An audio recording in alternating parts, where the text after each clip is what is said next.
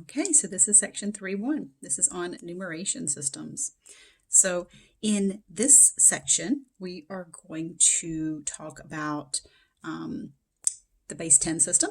We're going to talk about Roman numerals, and we're going to talk about other base systems. And what all that's going to do is really help us to understand one of the main issues that causes people to struggle in math, and that's place value. That's usually what explains everything that we do in basic mathematics. So let's start off.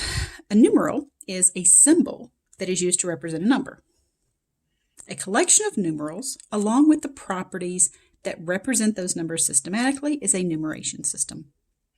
What we use is called the Hindu-Arabic system, and it's called the base 10 system or the decimal system. So deci meaning 10. So it's based on powers of 10. An important part of any numeration system is place value. Place value assigns a value to a digit based on the digit's location. So for instance, if I look at the number 13,562, the 2 is in the ones position, 6 is in the tens, 5 is in the hundreds, 3 is in the thousands, 1 is in the 10,000s position. Notice how each one of these place values corresponds to a power of 10. If I wrote this number in expanded form, this is what it would look like, with each digit multiplied by its corresponding place value.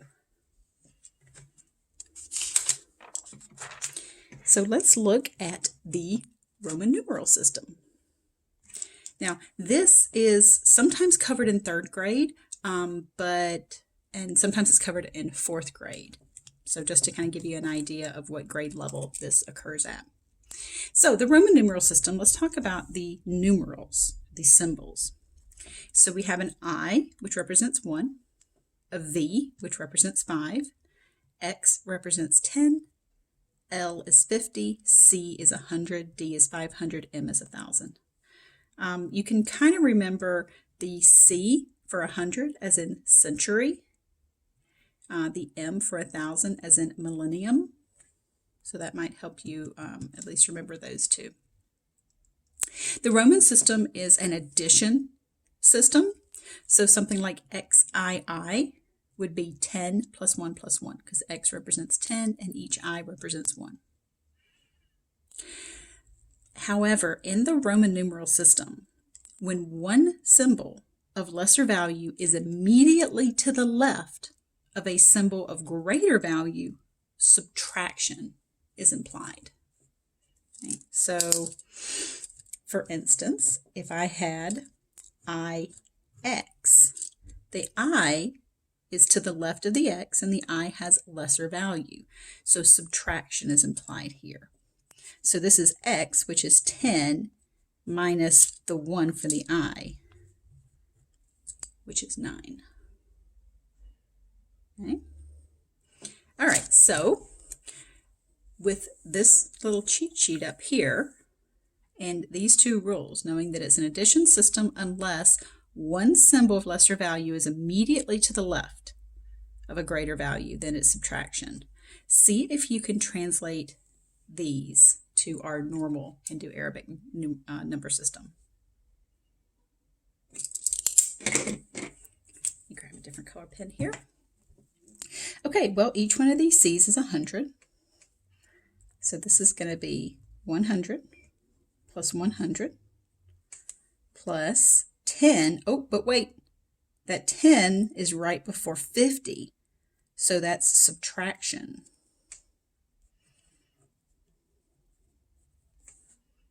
So that's 10 from 50. So it's 50 minus 10 plus, all right, 1. Oh, wait, that's subtraction again because it's a smaller before a bigger. So that's 1 from 5. So it's going to be 244.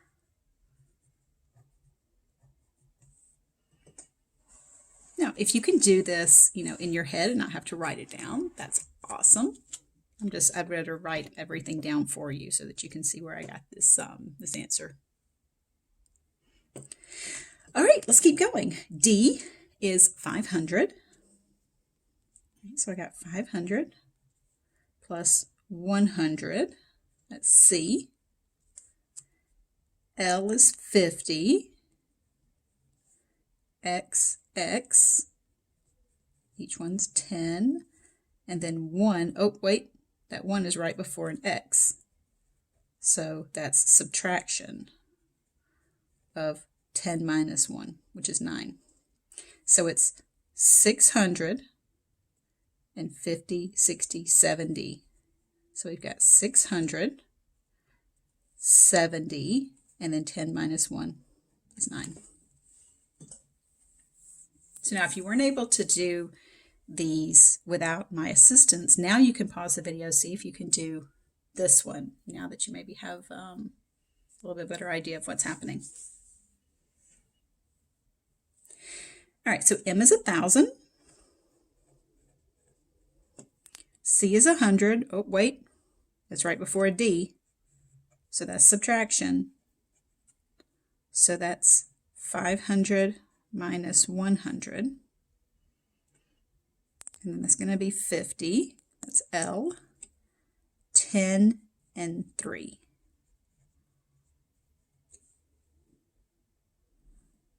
So that one ends up being 1,463.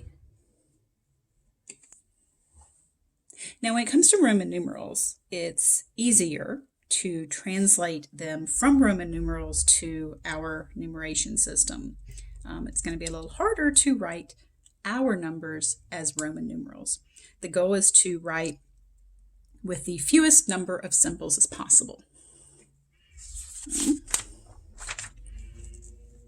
All right, so with that in mind, pause the video and see if you can write these as Roman numerals with the fewest number of symbols as possible. Yes, you absolutely could write 99 I's right there, but that's not the point, is to use the fewest number of symbols as possible. All right, well, 99 is just 1 away from 100. So we could write this pretty easily as IC. 1 subtracted from 100. Now, sometimes you'll see the I's written like that. Either way, they're both I's. So, all right, 685. Well, let's do 500, which is D, plus 100. So there's my 600. Now, how am I going to get 80? Well, I'm going to do 50, 60, 70, 80, 5. Now, could you, instead of 80 being 50, 60, 70, 80, could you do 20 from 100? No, because that subtraction process only works for one symbol of lesser value. So you can't put more than one symbol of lesser value. All right, 400. That's going to be 100 away from 500. So there's my 400, there's subtraction. 70, so 50, 60, 70. 4 is 1 taken away from 5. So I know these can be kind of challenging to have to do. There's a reason that we don't use Roman numerals now, because it's not a very efficient way of writing things. A bar is used to denote multiplication by 1,000. So 2 bars represents multiplication by 1,000,000, because it's 1,000 times 1,000. So 9,000 would be 9 with a bar over it. So like LIV, if the bar's over L, that's just 50 times 1,000 plus 4. Just, fun little fact to add on there. Okay, so other bases are used in computer science, like Binary is used in base 2, hexadecimal base 16.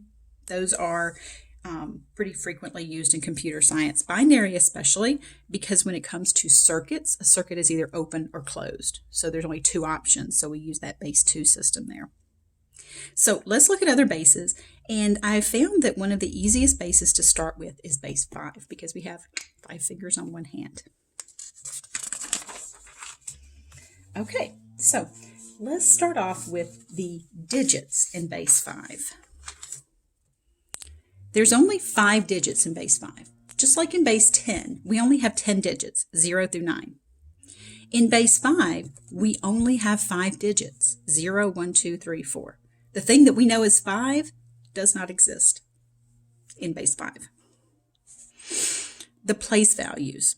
Now, base 5 counts by 5s. And I don't mean like 5, 10, 15, 20. I mean by like groups of 5.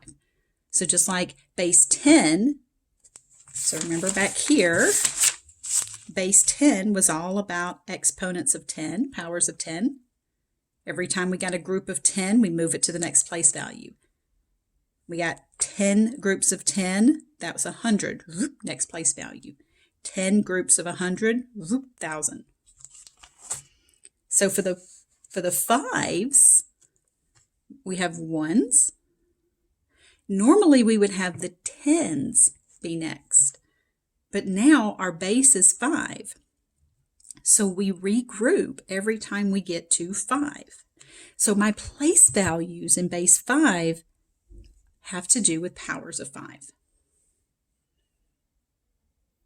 Okay. So there's 1s, 5s. My next place value is 5 groups of 5. And then 5 groups of 25s, the 125s, and so on. I know this is really weird, and this is a section that students tend to struggle with. So don't be frustrated if this, if you have to pause this and rewatch it and kind of just be like, I don't know what's happening here. All right, let's talk about counting in base 5. So imagine counting in base 5 is if you just have one hand and you count with that one hand and you're like 1, 2, 3, 4, one group of 5. And then 1, 2, 3, 4, 2 groups of 5. Okay? So counting in base 5. So look at how we count. This looks really weird, right? You're like, yeah, I got this. 1, 2, 3, 4, 10. That's not 10. That's 1, 0 base 5. This 1, 0 really represents one group of 5 and 0 left over. So every time we get to 5, we regroup to the next place value. So that's something to keep in mind for this class, that as we go through this and we learn about a lot of addition, subtraction, multiplication, division and stuff, that a lot of times when it comes to explaining stuff, when you think, why is that? Why do we do it that way? I mean, like 94% of the time, I just made that number up. A lot of the time, the answer for why is going to be place value. So just keep that in mind. So then that 10, air quotes here, is one group of 5 and one left over. That 11-ish kind of thing, that's one group of 5 and 1. So remember, in base 10, this number 10 represented one group of 10 and 0 ones. All right, so let's keep counting. So we have this 10, right? 1, 0 base 5, 1, 1, 1, 2, 1, 3, 1, 4. Don't put 1, 5. There is no 5 in base 5. Every time you hit 5, you regroup to the next place value. So 1, 4, another group of 5, means that now I have 2 groups of 5. So I regroup into the next place value with every 5 that I count. All right. So let's try to fill in the missing terms. This is all counting in base 5.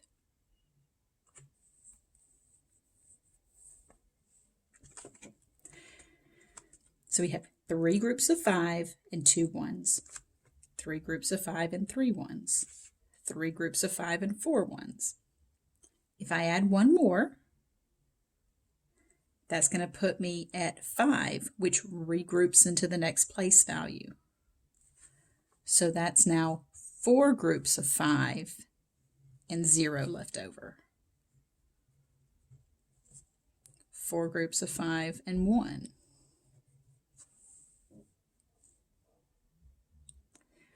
So every time you reach 5, you can think of it as kind of carrying into the next place value. Like, you know how when you add, you carry the 1 into the next one. That's what I'm doing here.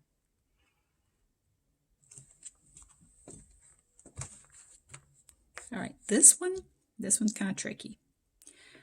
What comes before 1, 0, 0? Well, remember our place values in base 5. These are the 1s, these are the 5s, and these are the groups of 25.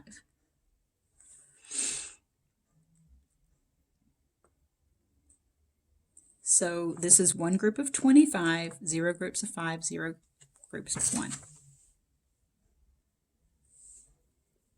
Now maybe it's easier, instead of thinking of it in terms of place value, if this was base 10 and it was 100, the next number would be the largest 2-digit number that I could make in base 10, which is 99.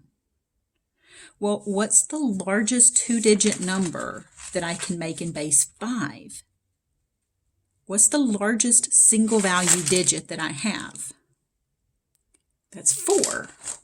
So my 99 would be equivalent to 44 base 5. Now again, you don't want to say 44 because 40 implies 4 groups of 10, right? But eventually we can kind of relax on that kind of nomenclature or naming.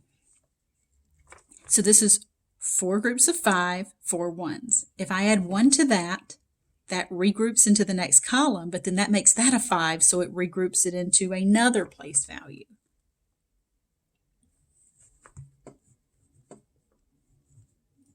And then what comes before 4, 4? That one's pretty easy. That's just 4, 3.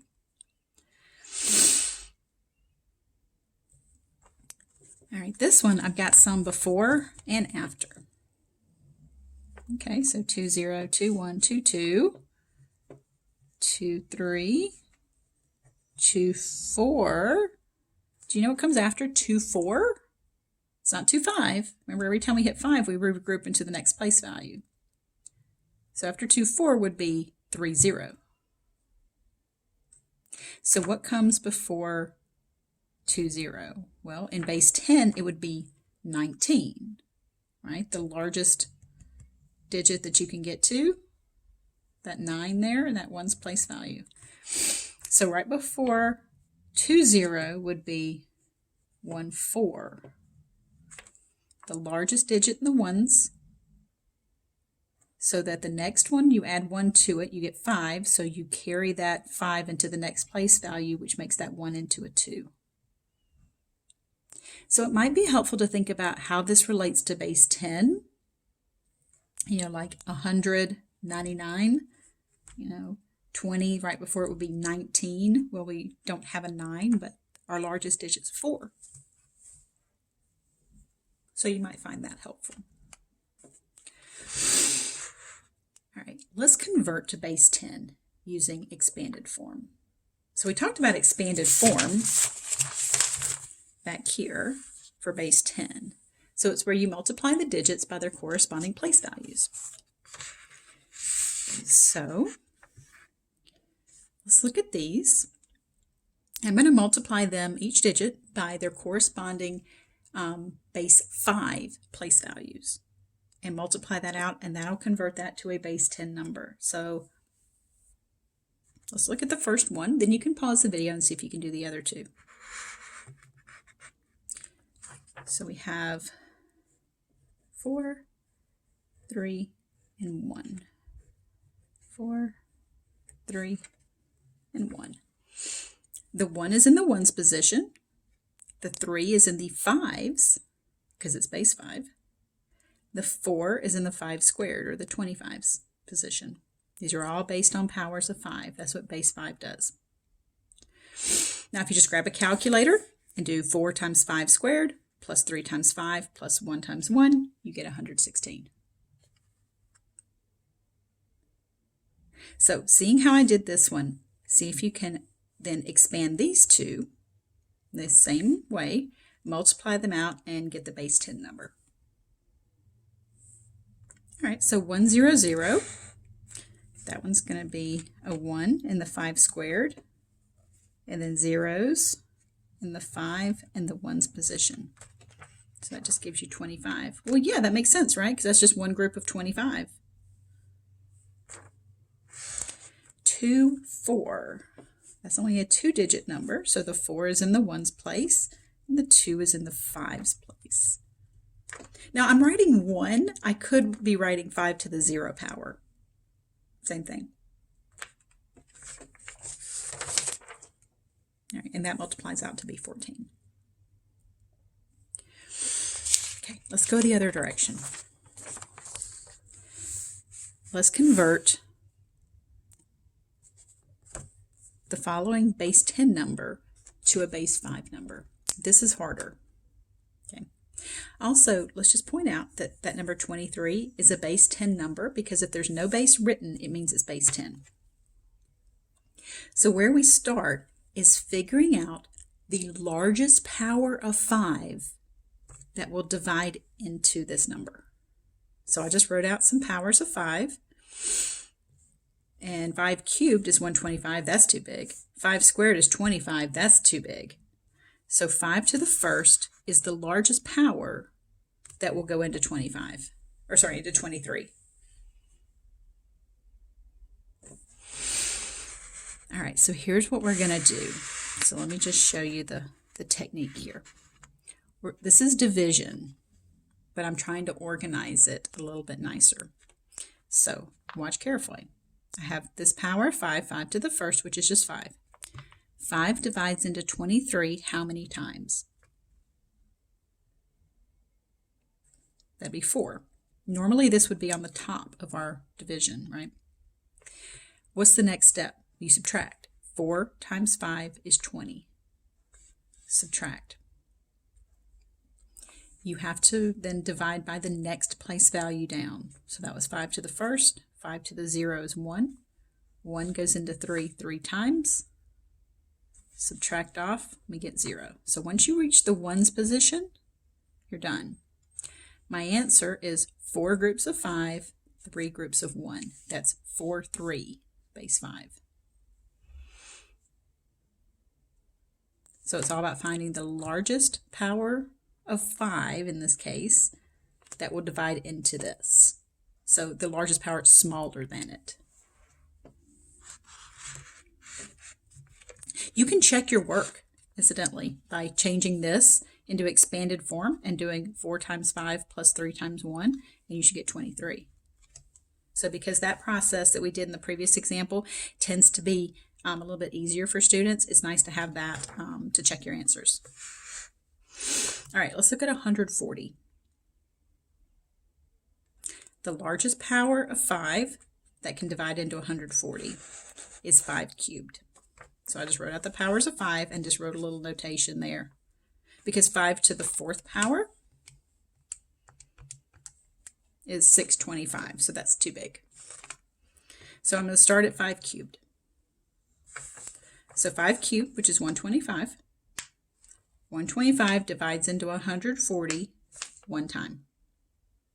1 times 125 is 125. Subtract.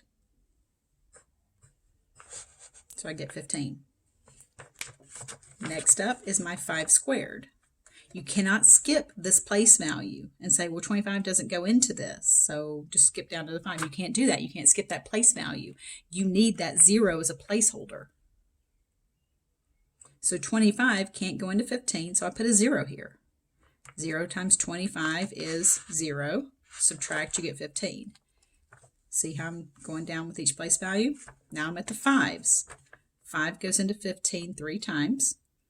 3 times 5 is 15. Subtract, you get 0. Now, You may think, oh, I'm done when I reach 0. No, no, no, you can't think that. You're done when you have divided by every place value down to 1. So 5 to the 0 is 1. How many times does 1 go into 0? 0 times.